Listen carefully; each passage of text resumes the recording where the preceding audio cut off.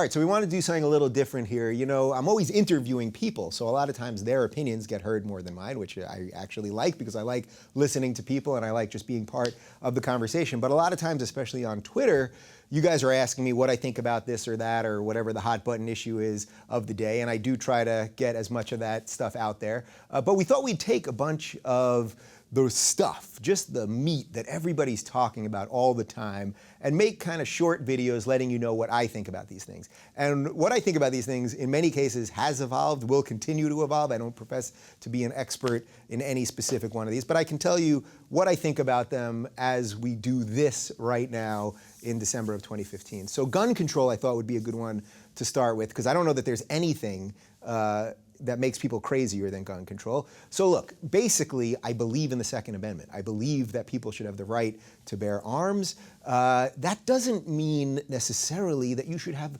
the capacity to kill and shoot hundreds of people within seconds, and some of these crazy weapons. Now look, when the framers of the Constitution and the Bill of Rights put this stuff in, it was because they had a healthy distrust of government after they left England, and they didn't want to live under a king, right? I have a lot of that healthy distrust of government. I think government is epically dysfunctional, does not operate properly. I don't trust our politicians at all. I think that's clear. But the idea that we're going to have these militias that are one day going to overtake the government is kind of crazy. So we have to figure out some sensible gun control. Now, of course, this is impossible because the NRA basically makes it impossible, and they are an incredibly powerful lobby, but it also has to come from us, and we do have to realize that a lot of times people on the right will frame this as, this is a slippery slope. If you let them take our machine gun, next thing you know, they're going to take the shotgun.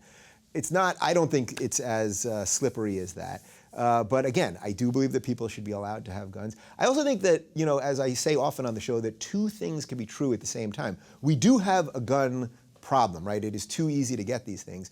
But also at the same time, we really have a mental health problem, right? Because if you go out, if you get a gun, whether you get it illegally, legally, how you take it from your parents, whatever you do, you don't go out and shoot people at a mall or at a college or at a holiday party unless you're mentally unhealthy, right? Unless you're mentally unstable.